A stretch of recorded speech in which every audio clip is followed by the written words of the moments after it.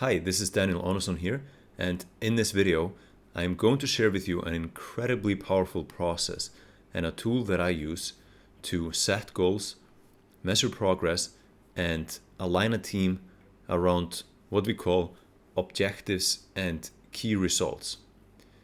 I'm sure you've all heard about setting goals and the importance of having goals, but there's a night and day difference between different ways of setting goals and working with goals and objectives, key results, data, things of that nature. And goal setting can be, on one side of it, essentially completely useless. And it's sort of like a New Year's resolution that never happens. But on the other side of the coin, so to speak, it can be the single most powerful thing that you do, and the single most essential thing that you do to drive results and obviously attain specific goals and things that you want. So I'm going to show you now that side of the coin, like the most powerful, effective, efficient way of setting and working with goals that I have discovered. And I did not invent this process at all. This process is actually used by companies like Google and a lot of the most successful companies in the world. But what I've done is I've taken this approach and I've adjusted it and adapted it to specifically a private label business on Amazon. And this really will work really well. This approach and this tool that I'm about to share with you here will work really well for like an online based business. So not just a private label business on Amazon, but really any online based business, because online businesses tend to be extremely data driven, and therefore specifically the approach that I use for this is very data driven and very clear. So I'm going to share this all with you here in this video. So let's dive right in. So specifically, here's what we're going to cover in this video. First of all, I'm going to recap the executive planning process.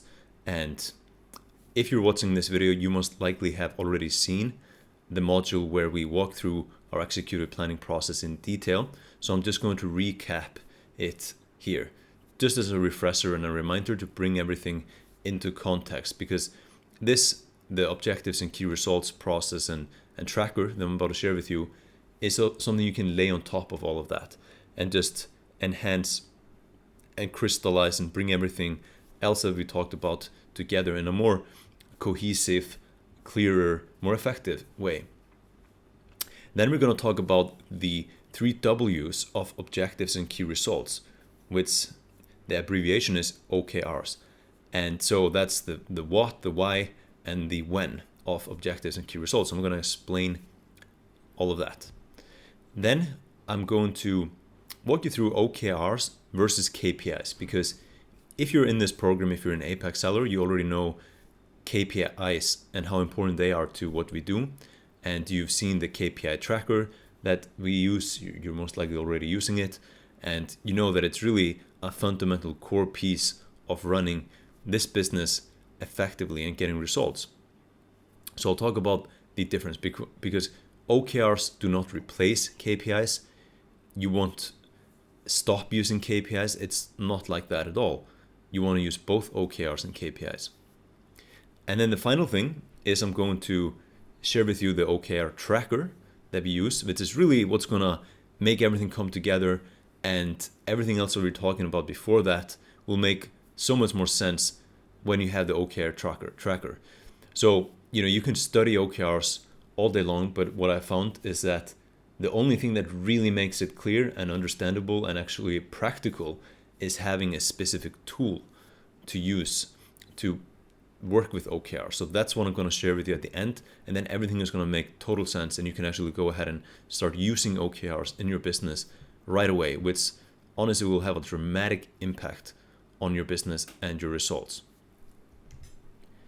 So the first thing is the executive planning process recap. So let's now recap quickly the executive planning process that we use to plan our business, right? So remember, as the CEO of your business, you have to have a specific cycle and a specific process to plan your business. So to plan the actual objectives and targets and things you want to achieve, but also the things you want to optimize for, right? Because you might be optimizing for revenue at a certain point, you might be optimizing for profit at another. So you have to have a really clear process to plan these things, and then obviously plan, or I should say pave the way for execution, whether that is just you alone or you and the team that you have.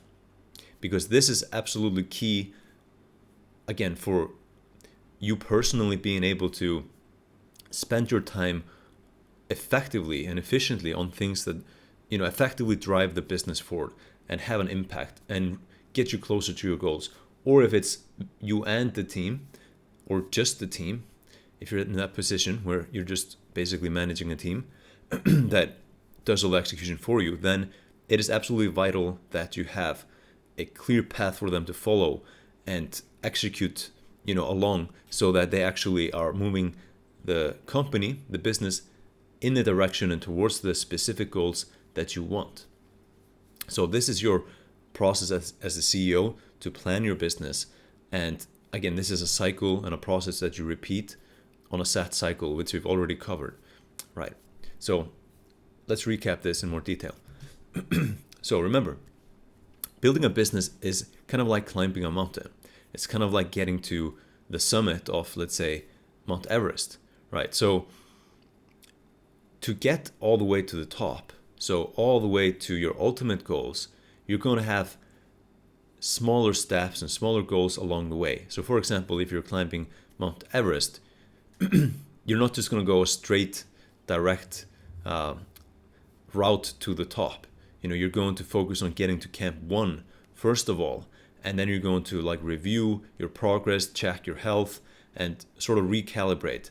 And only at that point, when everything is good and it's fine, the road is clear ahead, then you'll move up into Camp 2. So then you're going to put your sights on Camp 2. You're going to understand, where you need to go to get there and the steps you need to take and what path to follow. And then you're going to put all your energy and focus into that and getting to Camp 2. And then the same process happens again, right? You're going to rest, you're going to recalibrate, you're going to check your metrics like your health before you attempt to get even higher to Camp 3, because you might have to rest, and just recover a bit and just fix some things at Camp 2. Maybe you have blisters on your feet or something that you need to take care of before you try to go even higher, right? So that's what building a business is like as well. It's not just a direct line, but it's more like, these phases, these steps, these things you reach one at a time until you make it all the way to the big, gnarly goal, the objective that you have at the end. And this is the executive planning process, remember. So we have our problem, purpose, and principles that is the overarching,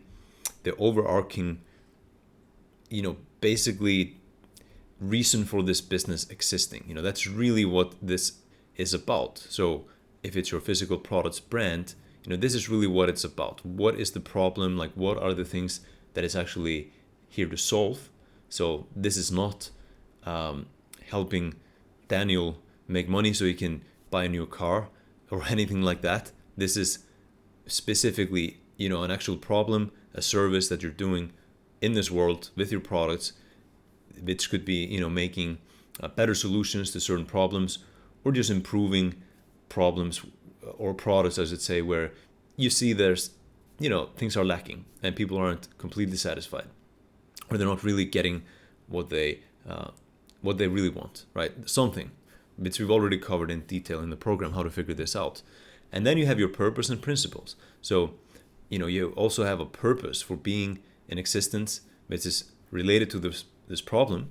And then you'll have some principles, like guiding principles, which could be 6 to 10 sort of pillars of your business that everyone needs to adhere to, and everything you do needs to be aligned with these principles.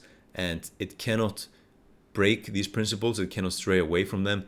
And if it does, then that has to stop. This person will have to leave your company or whatever it is, right? So you have these sort of high level things, guiding you and guiding everyone and aligning everyone on your team so people can actually be independent and think for themselves, but they still have this simple, clear vision to make sure they're adhering to and they're aligned with. And then you set a 3 to 5 year goal. So like a big goal, 3 to 5 years into the future. And you may even have something even longer into the future, but it doesn't have to be the case. It could just be something 3 to 5 years into the future, like a big goal. And this could be to build your business to a certain point and then sell it, for example. Something like that. And then you have your yearly targets, right? So we have targets for this year, specific things we want to achieve, which could be, let's say, to reach 100,000 per month in revenue, or something like that. And then you have the Polaris Star KPI, which we've talked about, right? So we've covered these things in detail. But you're going to have one KPI, one of your KPIs is going to be the Polaris Star right now. So the number, the metric that really tells you whether this current focus within your business is on track or not. So for example, this could be to increase revenues, right? So then the KPI would be revenue. Or it could be to improve profit margins within the business. So now this would be profit margin, not revenue, right? So we've talked about that. It could be a bunch of different things, but you have to have one clear thing that you're optimizing your business for, because if not, you're going to be trying to increase revenue and profit margin at the same time. And by nature, for example, those two things are counterproductive. So you might have to sacrifice growth in revenue to improve profit.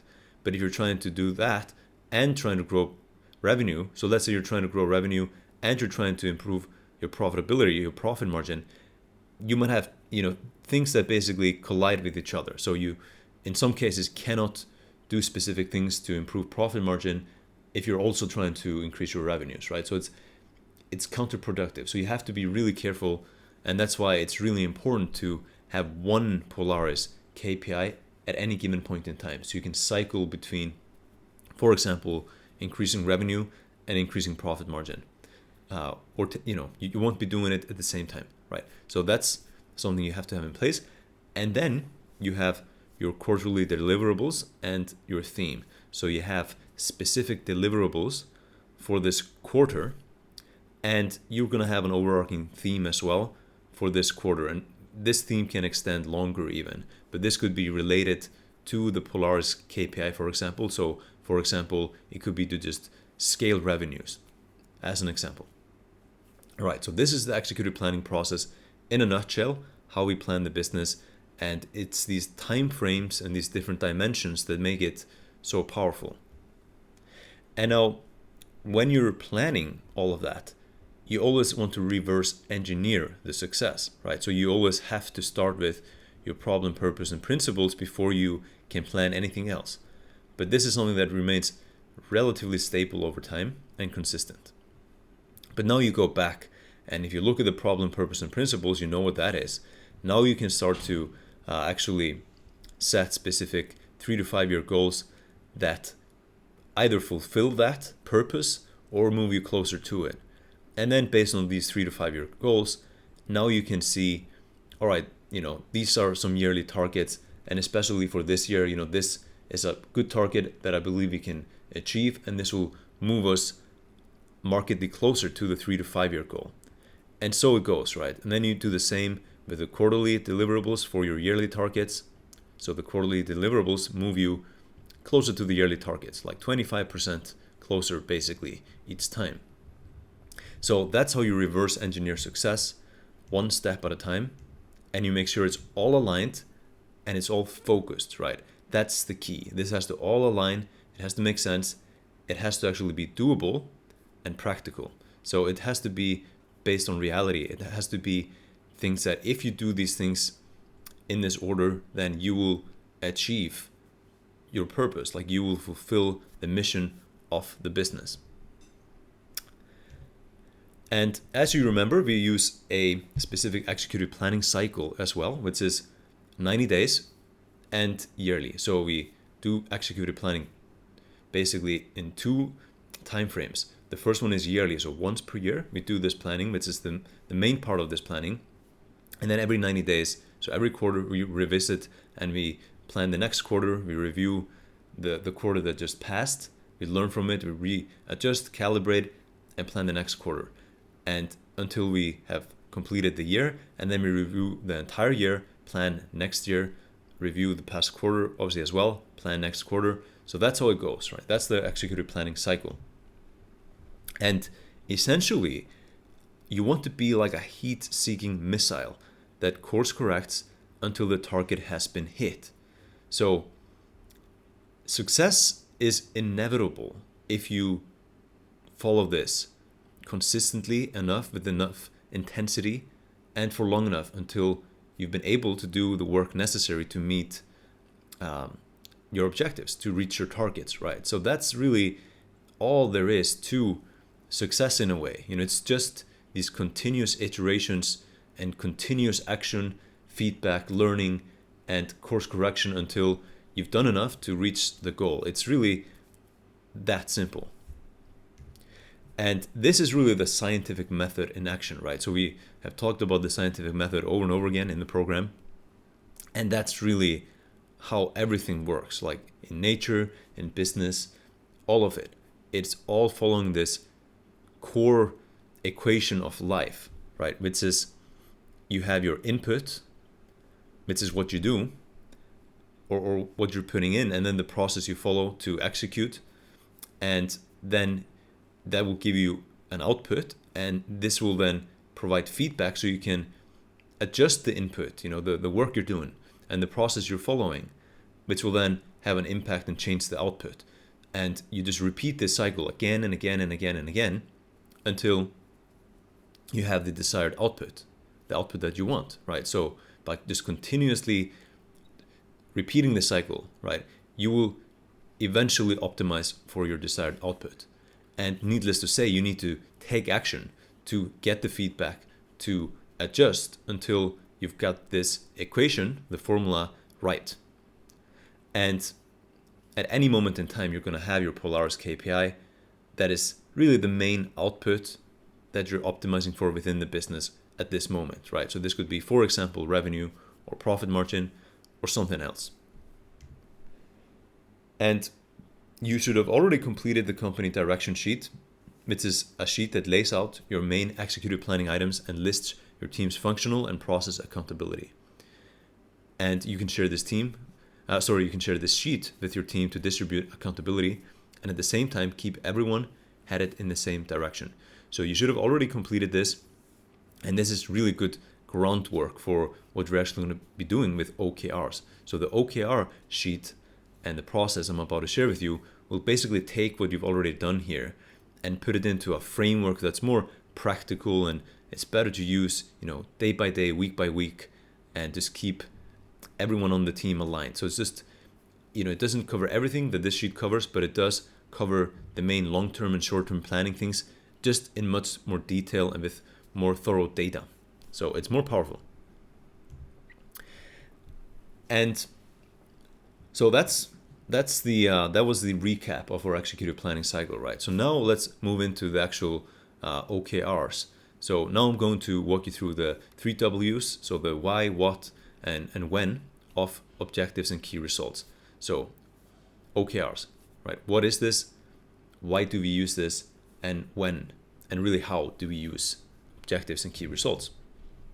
So what are OKRs? So objectives and key results is a data-driven process to set good goals. So I want to stress this point here. Not all goals are equal, which I'm sure you've heard. Goals can be pretty useless, right, if they're not good goals. And you can actually use like the right formula to set goals with like a date attached to it and all of that, but it can still be a crappy goal. It can still be a goal that doesn't really do anything. So we'll talk more about how to actually set good goals here, but that's really the key word here is good goals. Goals that really will drive the results, the output that you want. And then most importantly, this is a process to measure, communicate, and achieve those goals, right? So it's not just a process to set goals, because setting goals is just the first step, right? That's just like 5% of it, 10% of it. but really measuring these goals and the progress being made, being able to communicate and distribute these goals and the execution throughout your team, and then ultimately achieving these goals. I mean, that's really the thing that is all important. That's the thing that makes goals useful. If you don't have that, then goals can be just totally useless, right? So that's what most goal setting methodologies lack. But that's what the objectives and key results really have, in a way where it's actually going to bring about change and it's going to bring about results, which is achieving the goals that you have. So this is really a fantastic tool and a fantastic process to delegate and align a team's execution as well, right? So another thing, it's not just a great way to set and achieve goals for yourself, which you can do. You can use this for yourself just personally as one person, but it's also an absolutely brilliant way to actually delegate and align a team's execution. Instead of giving people spoon-feeding your team step-by-step instructions, and just completely micromanaging them to death, then this way you can actually give them the freedom, the autonomy to thrive and use their talents and do the thinking and things like that to their best abilities, and at the same time make sure they're actually going in the right direction. They're actually doing the right things and they're aligned and they're actually helping you achieve the exact goals that you want. So that's an incredibly powerful part of this process, and one thing that makes this process absolutely outstanding. Now, here's how Google defines OKRs. I think this is really useful. So Google uses OKRs, and I just want to share with you exactly how they define OKRs. So Google says we use OKRs to plan what people are going to produce, track their progress versus the plan, and coordinate priorities and milestones between people and teams. We also use OKRs to help people stay focused on the most important goals and help them avoid being distracted by urgent but less important goals. Right? So I think this sums up really like the main why of using OKRs, like what it really does for you and your team and your business. Now, the most effective method of goal setting that I've ever come across is this, right? That's why I'm sharing this with you now. It's been a fantastic evolution to the methods I've used, which have evolved over the years. So I've been setting goals and working with goals for many years, more than 8 to 9 years now. And at the beginning, I really sucked at it. I didn't really understand what it's about, and I didn't know how to get results and the power from doing it. But it's evolved over the years, and even 5-6 years ago, I started to get kind of good at it. But now, this year, just recently, I've adapted this methodology, and it's really just enhanced everything that I've done. I was sort of doing it this way before, but it's just enhanced it even further, and it's the best it's ever been. And the beautiful thing here is that this really bridges the execution gap, so to speak, in goal setting beautifully, right? So usually in goal setting, there's this gap between setting the goals and doing the vision and then the actual execution. And this is what a lot of entrepreneurs fall victim to, is you have your beautiful vision, you have your goals, but the execution is missing. You don't execute, and you don't actually, or at least you don't execute enough or for long enough or consistently enough. And especially if you have a team too, things start falling through the cracks and you go out of balance, you lose the focus and your vision actually never comes to life. But, that's what business is all about, right? It's getting your vision to actually materialize and become real and actually happen. So this really bridges this gap, and it's beautiful. It takes your goal setting and makes it really practical and actually helps make sure that you and the team does the execution necessary to make these goals a reality. And it integrates all the key components of an effective approach as well, like data and transparency and things we'll talk about. So I highly recommend you adopt this process for your business, because it's honestly something that's a game changer. This is one of the top 3 things I would say, and one of the top 3 tools, what I'm about to share with you, that you should have in your business. It can honestly change the game for you in your business and just as a business person, as an entrepreneur. Now, let's talk about the O in the OKR, right? So this is objectives. So what are objectives? The objectives are the what, right? So this is what you want to achieve at a high level. And the objectives express goals and intents. So this is more overarching as a big sort of goal or intent that you have in the business. And objectives are aggressive yet realistic, right? So you want these to be inspirational and aggressive most of the time, but at the same time, they need to be rooted in reality. So they have to be realistic. One thing that I've noticed people do with goals is they tend to write out these absolutely illogical, unrealistic goals that are just too high. They don't make any sense, right? So if you really thought about it and what it takes to achieve this goal, let's say even just from a cash flow perspective or something like this, or it could be from an execution perspective. If you really analyze that, you would say, all right, with the current resources we have, this is not possible, right? So you don't want to set that type of goal. It is not going to happen, and it's not going to motivate you. You're going to fail, and it's going to not feel so good, and it's going to demotivate you, and it's definitely going to demotivate your team. And if you want to work with smart people, it is just not going to fly, because they're going to realize that this doesn't make any sense and you're delusional, and that's not going to inspire anyone. So you have to make sure that these are realistic, but at the same time, you also want to be aggressive. You don't want them to be too realistic in a way where they're not actually inspirational and it's too easy to achieve them, because then that's not going to drive the best out of anyone, not you or not anyone on your team. So you need to push yourself, you need to push people to get the best and biggest results.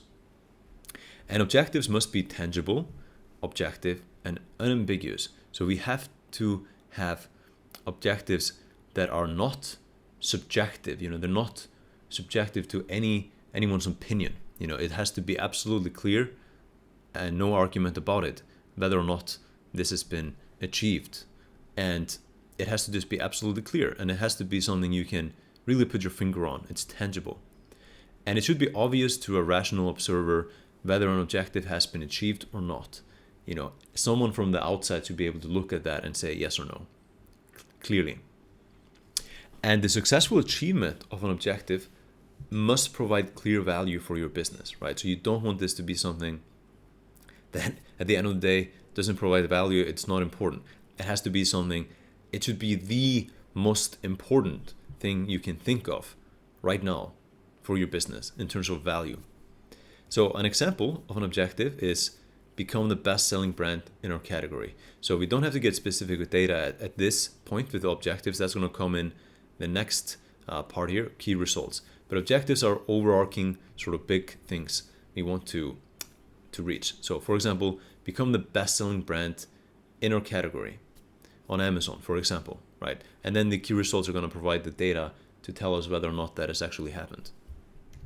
So the KR in OKR is key results. And this is really the how, how we're going to make the O, the objective, a reality.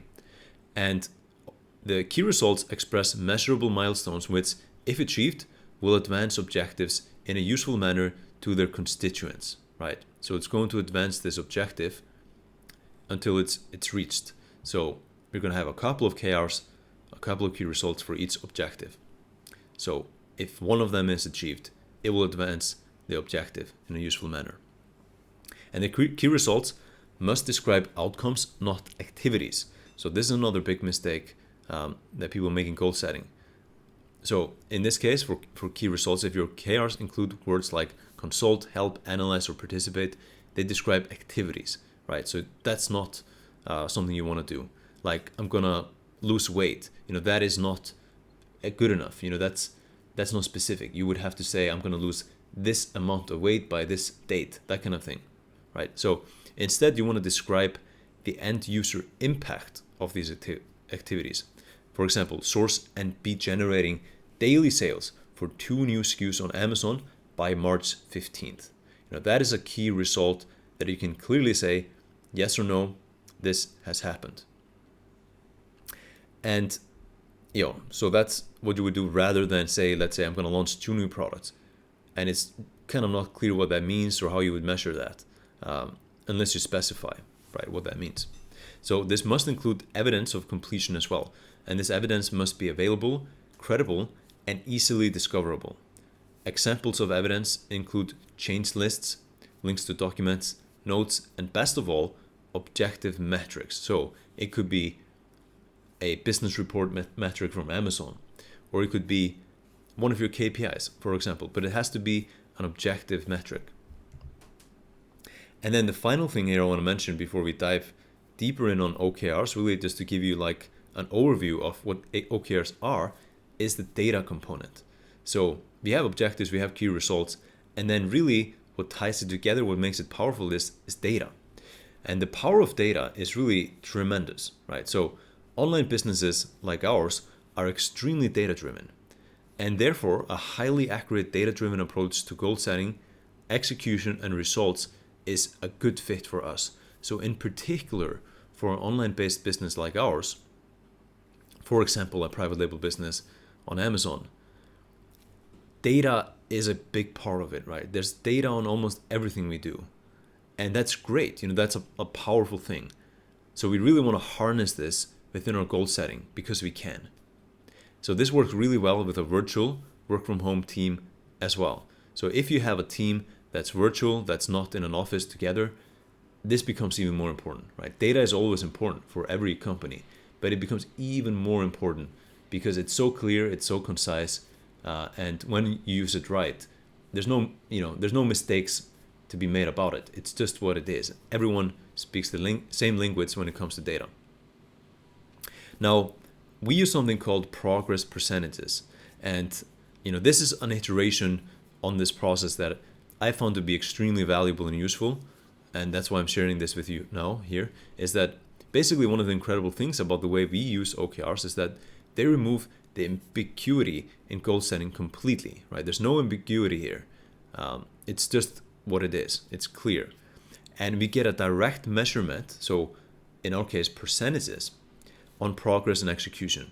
So instead of having your goals written out and you're like, yep, we did this or we didn't do this, and that's it, you actually have percentages that are moving, that are evolving, and showing not only, yes or no, have you completed this or achieved this, but also how much of this have you actually completed and how much progress are you making. So now this allows you to see whether or not you're on track to hit the goal within the specific time frame, right? So in this case, the objectives, you can see specifically if you're on track to reach the objective that you've set.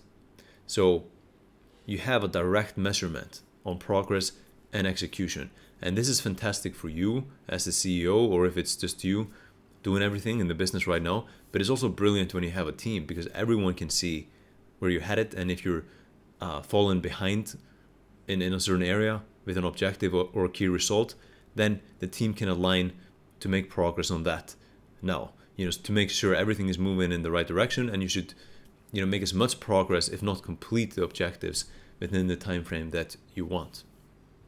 So this really means total transparency, right? So let's say you have someone on your team that is responsible for a key result. There's no arguing about it. If that is at 10% and most other things are at like 50, 60%, then something is wrong. Something is not working there. And either it's the execution on this item, or there's a problem or something. But at least you can address it. You can be really clear, and everyone on your team can be really clear on that. They know exactly what's going on, and there's tremendous accountability as well on that person or on that team within your business, for example, to deliver, because everyone can see that this person or this team is falling behind, for example. Or on the flip side, they're doing a great job, right? They're making more progress than other people or other teams. So that's great for rewarding people and things like that. So basically, this gives us total transparency on our goal setting and our progress towards reaching those goals, and with the execution, what is the progress in terms of execution towards these goals. And then reverse engineering. So as you'll see in a moment, progress made on key results eventually leads to the completion of the objective, right? So remember, we just talked about reverse engineering your goals. So in this case, progress made on key results eventually lead to the completion of the objective, because for each objective, we're going to have a couple of key results, right? That when they are all completed, then the objective should also be completed. So now you're able to plan things logically, and don't worry if this is a little bit unclear or confusing at this point. I'm going to show you exactly how this works with the tracker. Like I mentioned, that's going to bring total clarity on this process for you, having this tracker. But just understand that you should plan things so that when the key results are completed, then inevitably your objective is also done and reached, right? And in the same way, when progress, in the same way, progress made on quarterly OKRs eventually leads to the completion of your yearly OKRs, right? So you have your yearly OKRs, and then you set, 4 times in a year you set quarterly OKRs, and when they're all done, then your yearly OKRs should all be done too. And this is the key here. This is what bridges the gap between your goal setting and the execution, because you've brought your goals from the point of being sort of in the sky, right, visionary, to being specifically measurable, and the exact execution, and you can track and measure the exact progress as well in terms of the execution. So you know exactly what has to happen practically in the business to achieve your vision, these goals in the sky. So this is the key. This is where we bridge the gap, and instead of just having a vision, you have practical execution that you can focus on doing, because the vision only does so much. If you just focus on the vision, you're not going to be doing the right things if you aren't clear on what needs to happen. But when you're clear on what needs to happen, then you can focus all your time and energy and efforts and that of your team on actually doing the work, because that's what then is going to lead to the outcome, the objective, the goals that you want. So this is the key. So this is reverse engineering, and we reverse engineer execution to inevitably lead to the results we want to achieve. So this means we have realistic goals, even if they're aggressive and ambitious. So we go macro to micro. We know the macro, the high level, and then we reverse engineer back to the micro. So we now know every single step that needs to happen to make the big objectives happen. And this is also a scientific process because of the data. So because everything is objective and measured with clear data, it provides very specific, focused direction and accurate feedback as well. It's is key so we can learn and course correct and really use the scientific method. If you don't have accurate feedback, if you don't have clear data, then it's noise. We don't know if the feedback is accurate or not. So we have to have accurate data, clear data, so we can have clear and accurate feedback as well, and we can make good decisions to adjust and use the scientific method to iterate towards the desired output. And so having this in place creates transparency for us and our team, so everyone can see exactly what's going on. And again, this enables you to delegate and run the team in a way where people are autonomous, they have freedom, you don't have to micromanage, but they're also aligned. They're also working towards the same common objectives and key results. This is absolutely beautiful, and it really makes working with a team so much easier if you have done the other things we've talked about. I've taught you here in the program in terms of culture and alignment and things I'm sharing with you, later on this week as well. So now we can iterate accurately and we can see clearly. And seeing clearly is key in terms of being able to make progress, execute well, and get results. Now, this is the OKR cycle. So this follows the executive planning cycle. It goes hand in hand. So every year, once a year, we do OKR planning, and then also every 90 days. And you'll see how this works in just a moment. And one final thing I want to mention here is quality matters, right? So remember, there's something called bad goals or just, essentially useless goals. But there's also a way to create good goals. And that's what I mean when I say quality. So the quality of your goals, and so the objectives and the key results, the quality matters a lot. So you have to put a lot of thought and effort into this and take the time out to really do this well. It looks simple, it looks short, which it is, but the quality of each item you have on there is critical to the results and the effectiveness of this approach. Now, the next thing I want to cover, because I'm sure you're wondering, hey, we are using KPIs, so why do we need OKRs? What is the point of having both? So right now, I'm going to explain exactly what the difference between OKRs and KPIs are. So OKRs versus KPIs. What is the difference? Why do we want to use both of these and just, instead of just one of them?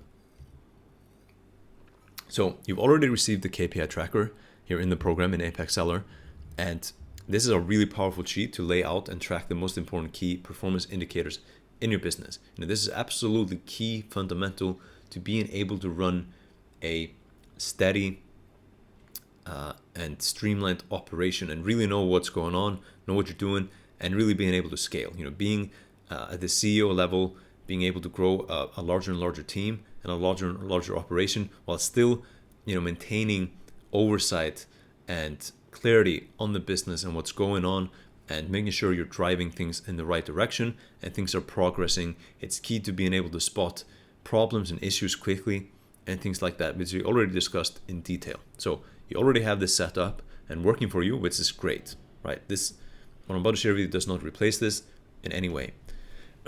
So, as you know, key performance indicators, KPIs, these are metrics. These metrics act as a scorecard, quote unquote, on the performance of your business. So this is like the scoreboard for your business. And KPIs are not things you want to achieve or accomplish, right? These are not goals. These are just metrics. They're just giving you feedback on the business. They're telling you how the business is performing day by day, week by week, right? So it's not things you want to achieve or accomplish, but rather a pulse on your business, for good or worse. So it's like keeping a finger on the pulse of the business, and you can see if things are good or bad. And we can set KPI targets, right? Such as the Polaris star. So we can say, all right, we want this KPI, which is, let's say, if it's revenue, 70,000 per month right now, we want this KPI to be 100,000 per month. So you can set these targets, and this will help you align execution behind certain KPIs to improve performance in specific areas. So this could also be, average review rating or something like that. And that could go bad, right? And you might have a problem. So you might have to align part of your resources and part of your team behind that and to improving that, right? Because that is a key performance indicator that's gone bad, right? So it's also like that. It's not just, let's do more, let's get more of this. It can also be to improve or fix things. So good or bad, right? It's like a pulse on your business, and you do still have, for example, the Polaris star KPI to align and optimize at any point in time a specific performance indicator in the business, or basically a specific area of the business, because that's going to be more effective. That's going to make sure you're optimizing, you're doing the work to get that to where you want it to be as quickly as possible, versus trying to optimize too many things at once, and it's counterproductive and it's just not focused, and it doesn't lead to the best possible results. Now, objectives and key results, OKRs, are different, right? This is not the same thing. This is a framework to tie goal setting and data, so metrics, together, right? So this ties goal setting, aspirations, vision in with the data, with the metrics, so that both work in tandem and provide meaningful, measurable, and objective output. And OKRs provide direction and they drive execution, right? So that's how they're really different from KPIs. It's not like a scoreboard, really. It's more like direction, right? And the and it drives it creates the path for execution. The KPIs, they don't do that. They just show you like overall what's going on. The OKRs set the tone. They motivate people, they drive them in a certain direction. So KPIs and OKRs is what we want. We don't choose one or the other. There's no competition here between OKRs and KPIs. There's no better or worse. Both complement each other.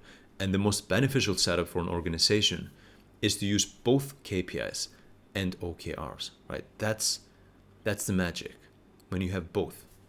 So that's what you want to do. And there's a relationship here, right? There's a clear connection between KPIs and OKRs. For example, since KPIs are key business metrics, they often make excellent key results as part of your OKRs. And for example, your Polaris Star KPI should always be a key result. And this is how we tie the Polaris Star KPI with OKRs, right? So within the OKR framework and the tool that I'm about to share with you here in just a moment, you want to make sure you're tying the KPIs into that, and especially your Polaris Star. That KPI should definitely be in one of your key results, because that's one of the main things that you're looking to do, right? That's your true north. So we're going to highlight that and really make that an integral part of both your KPIs and your OKRs. It's like the main thing you're optimizing for right now with the business. So now let me show you the OKR tracker. So this is the actual tool we use to bring what we just talked about together and make it practical. So I've given you sort of a crash course in OKRs, and trust me, it took a long time to really learn this and put this to practice and really sort of hone this approach. So I'm just giving you a crash course, which should be enough of a base for you to understand how this actually works, so you can now come in and apply the OKR tracker and actually put it to practice in your business and start using it right now. So very exciting. And again, this is one of the top 3 tools I would say you should use in any business to really get results, to really have an awesome business and build a great business and get results again. So I have adopted and adjusted the use of OKRs into a process that works really well for a small to mid-size online business. And so there's different ways of using OKRs. There's no one right or wrong way that fits all. But for our type of business, so a small to mid-size online business, I found this to be just the right sort of mix or the right approach. And for an online business, especially, I think this adjustment, this adaptation of OKRs is really just incredibly powerful. So I'm excited to share this with you now. And I've actually tied this process together with a tool I call the OKR tracker, which I'm going to share and explain to you now. So now, as we dive in on this OKR tracker, everything we just talked about is going to make total sense, and you're going to be able to apply this in your business. So let's dive in. So here's the OKR tracker, and this is a sheet to lay out and track the objectives and key results in your business. And this is going to be in the resources section below this video, or just available below this video, so you can open up this document and access this tracker and start to use it in your business. So you might be downloading a PDF, and if so, there's going to be a link to click so you can actually open up the OKR tracker here in Google Docs, which is what we use for documents because it's in the cloud, it's effective, and you can give access easily to team members and things like that. So what you want to do when you come in here is you want to start by just clicking File and make a copy and save a copy to your Google Drive, because if you don't do this, you can't edit this document that you're in right now. It's just read only for you. So you have to come in, click File, make a copy, save it on your drive, and then you can edit that copy and you can use that copy. Right. So I've also laid out the steps for you here to actually get started. So step 1 is to watch the video instructions. So that's what you're doing right now, right? And then step 2 is to add the tracker to your drive. So that's what I just explained. So you've done step 1 and 2, or you're doing step 1, and you should have, if you haven't done this already, go and make sure you save a copy of this document in your drive. So then you're done with step 2. And then step 3 is to set up your OKR tracker. So now I'm going to show you how to do this step. So as you can see, we basically have a tab for yearly OKR. So every year you just set one of these up. And then you're going to set up one for Q1, quarter 1, another one for Q2, and then another one for Q3 and Q4. And you won't set these all up at once. If you're starting the year, let's say it's the end of 2019 right now, and you're going to be planning 2020, then you want to start by planning 2020 yearly. So this is the yearly cycle. Once per year, you will do this sheet. And then you will also do Q1. And you won't do Q2, Q3, and Q4 now. So you will use Q1 OKRs for January, February, and March, right? Q1 2020. And then at the end of Q1 2020, you would look at the progress, which I'm about to show you how this all works. And based on that, you would then plan Q2. So it's important that we have this feedback mechanism in place. So you don't try to plan all of it right away, because what's going to happen is that when you execute Q1, some things will get completed, some things won't. You'll have some problems maybe, you'll have some things you learn, and you will adjust, right? You will use a scientific method. And what you thought at the start of the year would be the best path to reach your yearly OKRs might change a bit. So what do you think right now at the beginning of the year is going to be the best thing to do in Q2 and Q3 and Q4? That might change after Q1. So you have to plan obviously Q1 now, because you have to do something, right? And you have to get going. So you'll do your planning for Q1 the best you can right now with the information you have, the status of your business, all of it, right? And then after you've executed relentlessly this quarter, the first quarter, the first 3 months, once you've executed and your team has executed relentlessly on these things, and you've done your best to make progress and complete all of it, that's when you review it, you look back, you take a step back, and you can plan Q2, and it will be as accurate and as powerful as possible. So it's a scientific method. You're iterating each time. And then each year, each time you repeat this process, you're iterating. So it is a scientific method in action, and it's incredibly powerful. And each time you plan a quarter and a year, you'll get better and better and better at this process. And then I also have finally a sheet that I call team, just so you can have an overview of your team here. If you have a team, you can have everyone on the team in here, and you can have just a good overview of the team and each person. And the thing is that I like to share this with the entire team. So you should share this tracker with the entire team so everyone can see these things. It's really critical, and that's the only way to have a team that can align around the same objectives, right? The same key results and doing the same things. And so it's good for the team as well to have the information, if you have a virtual team, to reach every person on the team like this. So it's just good to have as a resource. That's why I include this. You can't skip this if you want, but I find this to be really useful in here.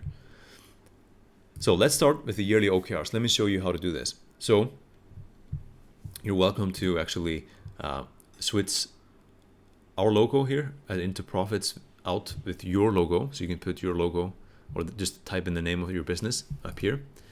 And then you set the time frame. So right now I have 2020 in here because we're about to plan 2020, and I'm sure that makes sense. And then you should add the mission statement of your company here. So this is like the high level, the vision, the purpose of the company, what you're ultimately looking to achieve.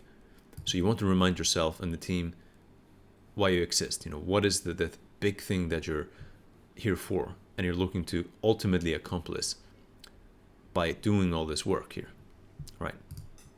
So the big vision is up here. And then we have our objectives, right? So in the blue lines here, we have objectives. And an example, I've just put in an example here for you as a yearly objective, could be to become the best-selling brand in our category this year, right? So that could be an objective. And, this is cool. I mean, this is great. You have to have an objective. You have to have a vision, right? You have to have something to motivate and rally yourself and everyone else around. So this would be exciting. This would be motivating. This would be a big visionary thing. But then you need to have some more practical stuff, right? Because it's not enough just to have a nice sounding, exciting objective. You have to have a practical, actual way of achieving this objective and making it complete, making it a reality. So that's why we have key results. So the key results, remember, are specific things we can measure and we have a time frame on. Right? So this is 2020. So by default, the time frame is by the end of 2020, everything should be complete. If you wanted to complete something sooner, you could just say, by June 30th or something, right? So you can do that. But by default, if you don't mention it, this means it should be completed by the end of the year. And I have two examples in here. So first one is grow monthly revenue from 50K to 150K USD. So that could be a big key result that will contribute to this objective becoming true. So maybe you have a good insight into, all right, we probably can 3x our sales here in this category. And I think if we do that, then this would make us, or this will be one of the things that will make us the best-selling brand in our category. Based on the volume, the things we're seeing. If you're talking about Amazon now in this example, this would be a big key result that I know that if we complete this, we're going to be at least a big part of the way to achieving this objective, right? So that's how it works. And you want to have, at least one. You could just have one. Sometimes that's enough. But I recommend about 3. You can have 5. And if you want to expand this, it's easy. You can just click insert row below. And, obviously you want to format this correctly. But you can just have, another key result in here. And you want to make sure, I'll show you in a moment, that this covers all fields, which it should if you do it like this, if you insert a field in the middle. So now you could have 4 key results, but do not have more than 5. I don't recommend having more than 5. The less, the better, as long as it covers every key result you can think of, really, that will make the objective come true. If you feel like there's more key results you need than just 1 or 3, then you should have up to 5, because you want to make sure all the key results, all the key things that need to actually happen to make the objective a reality are actually in here. So I'm sure this makes sense. So another example would be that the yearly revenue this year, 2020, is more than $1 million USD. That could be another big thing, a key result that really contributes towards this big objective that you have. And then the way this works is that we track this with percentages, right? So this must be absolutely objective. So I prefer to have something that's as objective as this, right? You can just measure it, it's just math. That's the best thing. Sometimes it won't be that clear. Sometimes it would be to complete, 5 things out of, 5 specific things that you list out or something. But you have to have a number, you have to have data, right? So you have to be able to say that we've done this, no one can argue with it, it's totally black and white, it's clear, and then you can just do the math and you know what percentage it is in terms of progress. So give you an example. So let's say we want our monthly revenue to grow from 50K to 150K. So if we have now reached 60K for the past month, then we have basically achieved 10% of the target, because the target is essentially to grow revenue by 100,000 USD. So we have grown the revenue, if you're at 60K, by 10,000 USD. And we could just do the math, just what's in here. We can just do the math right in here. So we could just say this equals 10,000 divided by our goal of increasing revenue by 100,000 per month.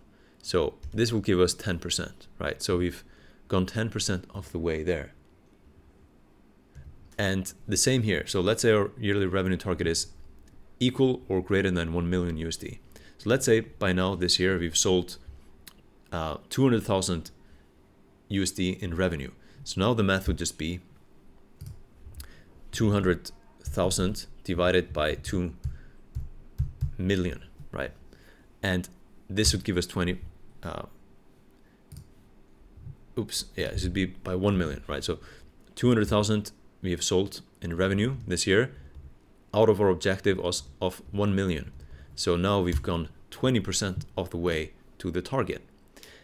And this is how it works. And if you notice up here, this will change, because this will basically average all the progress we've made on the key results to give us how far we've made it to the objective by now. And remember, if you do this right, and this is the key, if all of these are at 100%, then this will also be at 100%. And if you have achieved all the key results, they're all at 100%, then the objective is also at 100%, and the objective should be complete by default, right? So you should plan it in a way where when you do achieve these things, this is inevitable. If all of this is at 100%, then this is also at 100%, and completing this objective is inevitable. That's how you do it. So I hope this makes sense. And so I'm going to focus on the objective and key result part of it right now. So you can see you're going to have another objective and more key results for this objective.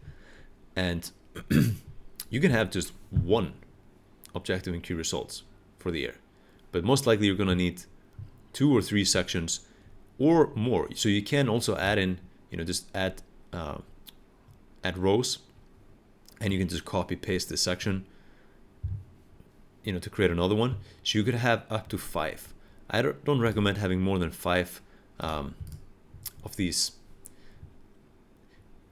So I don't recommend having more than 5 objective and key result sections. That's if you have more than 5, it's starting to get confusing and complicated, and then that's counterproductive. So you're better off keeping it simple. So you have to be able to crystallize everything that you really want to achieve into just 1 to 5 objective and key result sections.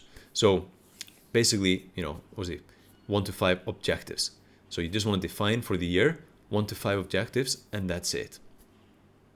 So that's why you need to think about it. You need to be really cognizant of how you plan this, what objectives you lay out, because this is really all you're going to be focusing on this year, and it's important. So you have to think this out really well to make sure you have good objectives. And if you can create 2 or 3 fantastic objectives, that's best. I would try to make it as simple as possible for sure. 2 or 3, great.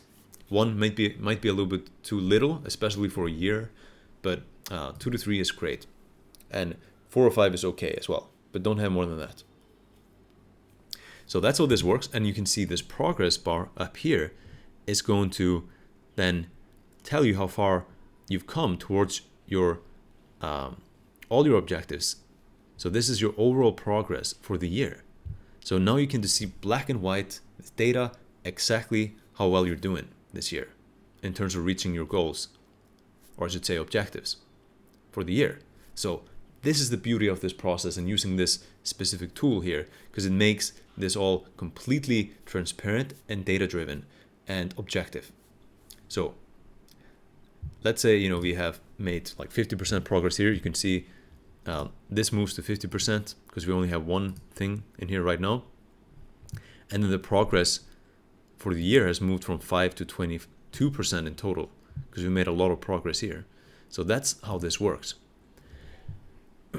So you just plan your objectives and key results just like this, and then you will continue to monitor and update the progress made objectively, just ideally by running the numbers, or it has to be like that. You just run the numbers to get the progress percentage, and no one can argue with it.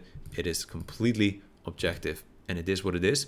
And yeah, you can see black and white what's going on in the business, and the team can as well, right? So there's only there's one thing here I want to mention. So you can see I've colored this one like we color the Polaristar KPI in the KPI tracker, right? So this is the Polaris KPI. In our case, in this example, this would be the Polaris KPI. So it's in here as a key result. So this is what I recommend you do. Just color code it with this color here to know exactly what is the, what key result is the Polaristar KPI. So this connects the KPI process to the OKRs directly. So it's a great thing to do. And then the final thing I want to show you is the initiatives, right? So you don't have to do this, but I find this really useful. So basically, these are results, right? These are not activities. But obviously to reach the results, you're doing projects, you're doing activities as well.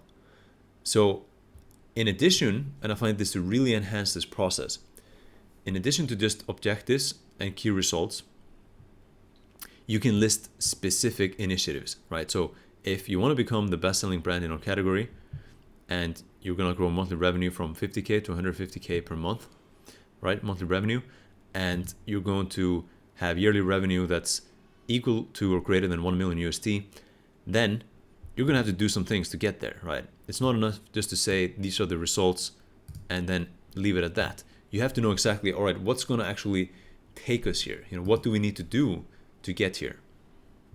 And so these would be the initiatives, right? So it could be, for example, we're going to release and successfully launch 10 new SKUs. So that would be one thing.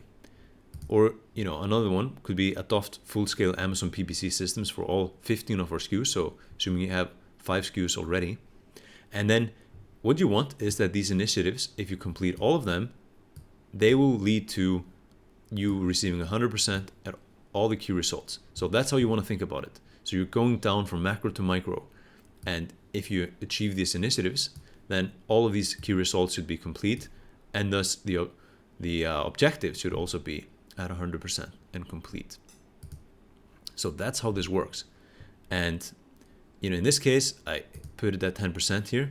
So if you're gonna figure out the percentage, now this is not a number like revenue, but this is actually releasing products. But we have a number, right? So 10 new SKUs. So let's say we released and successfully launched 1 SKU, that's 1 out of 10. So it's 10%. And that's how it works. And same here, if you want to adopt full-scale Amazon PPC systems like we have in Apex Seller for all 15 of your SKUs. Let's say you've done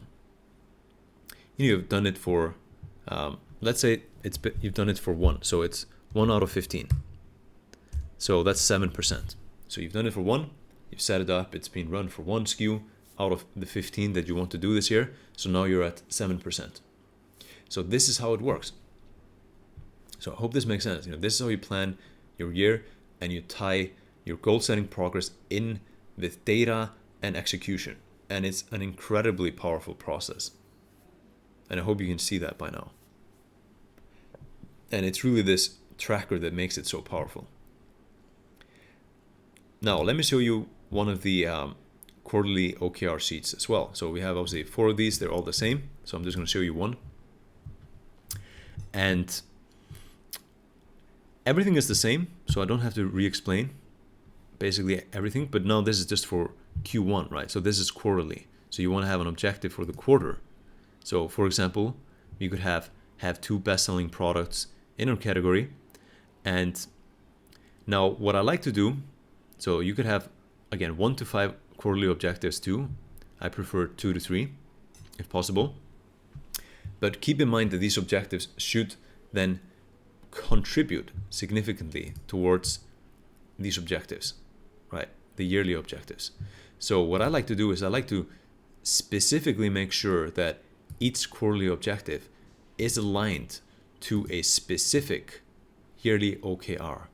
So this, this ensures that you're doing the macro to micro like we talked about, and that all the quarterly OKRs are contributing towards the yearly OKRs. Because remember, you want, if you complete all your quarterly objectives here, you want that to inevitably lead to all your yearly objectives being completed as a result, right? So in this case, having 2 best-selling products in our category is aligned to and contributing to our yearly OKR of becoming the best-selling brand in our category, right? So this one. So if you make progress on this quarter, it's going to move this yearly objective and key results forward, and it's going to make progress on our yearly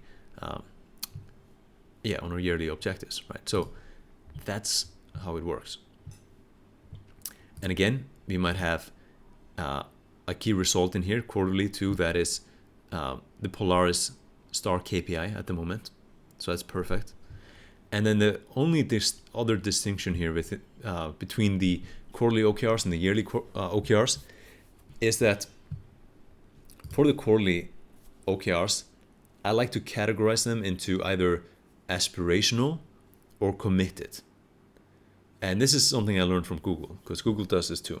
So aspirational objectives are sort of loftier goals. This is more like scaling up, right? Growing revenues. So you want to make sure you put your key results and this objective, a bit aggressive. So it's pushing you. And actually, in reality, you should not hit 100% here all the time within the time frame specified. So for Q1, for example, if you hit 100% at all, for all of your objectives this quarter, then you know that you're probably not being aggressive enough, and you should be more aggressive, more ambitious in the next quarter. So this process, because you're iterating each time, you're repeating the cycle, it's going to teach you to be just right in terms of aspiration and aggression in your goal setting, right? So if you have something that is a stretch, that the people on your team and you have to really fight and work hard to achieve, that's perfect. You want it to motivate, you want it to push you forward, you want it to drive the best out of everyone on your team to strive to achieve, right? And that only happens if it's a stretch. So it's actually realistic, you can achieve it, but it's still a bit of a stretch. So that's the aspirational side of it. And so if you hit 70 to 100%, that's actually a sign that you could be more aggressive. If you hit let's say like 50 to 70%, that's probably really good.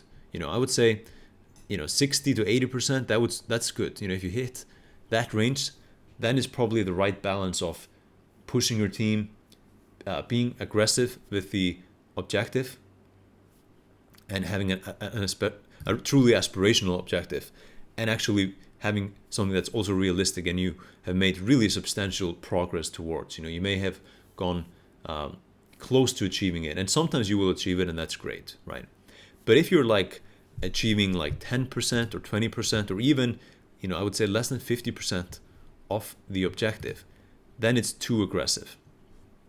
It's too far out, and you and the people on your team are likely to feel a little bit demotivated because it's too much of a stretch, and people don't actually think they can do it, right? So that's why you want to try to strike this balance where you're setting aspirational, which is, remember, one kind of objective.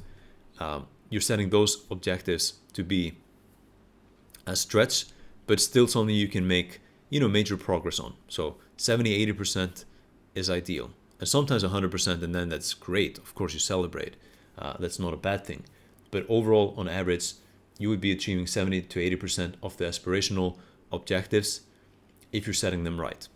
Right. So that's what you can use as your check and balance to basically make sure you're putting the right amount of aspiration into your objectives. Now, the other kind of objective is what we call committed. So the committed objective is something that's really non-negotiable. So that's something you want to achieve 100% of. So this is more, things that have to happen, like you have to deliver on.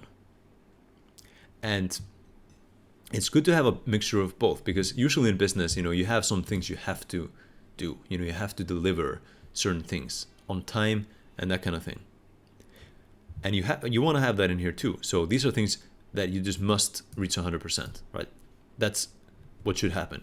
If it's less than 100%, then that's off, and you need to basically troubleshoot and figure out what happened. And if it's like at 50% or 25%, that's really bad. Then you probably have a problem in the business, because this is something that had to happen. And you might need, better people or more people, or something is really getting in the way that you need to fix. So it's great to have this mixture of aspirational and committed objectives. Now you can see both, sides of the coin, so to speak, with that. So you can see the committed, the things that have to happen, and also the things that you want to have happen, like the aspirations and something most motivational. So each quarter, if you only had committed objectives, it would be kind of linear or static. It wouldn't be very exciting and motivational. It's hard to motivate people much on those types of objectives, which you still need to have. But if all you had were aspirational objectives, then you might drop the ball on certain things, and you might have problems start to occur because you're not actually making sure that some things that have to get done, like more supportive things in the business, are actually getting done. So you want to have a mixture. And we only do this for the quarterly because the yearly OKRs, the objectives, they tend to all be aspirational. It's all growth and scale. You're welcome to have a committed objective as part of the yearly, but they tend to be more, at least somewhat aspirational, which is fine. But quarter by quarter, there's got to be some things that got to get done. Usually that's always going to be the case, especially for a more established business. You might have something you need to deliver on time that's been promised, or you have to, make sure this is fixed or improved or optimized or whatever it is. So that's it. That's really the OKR tracker. I've shown you every single nook and cranny, lever and pulley on this thing, and this is an incredibly powerful tool, as I'm sure you can see. And I highly encourage you to incorporate this into your business and start to use it.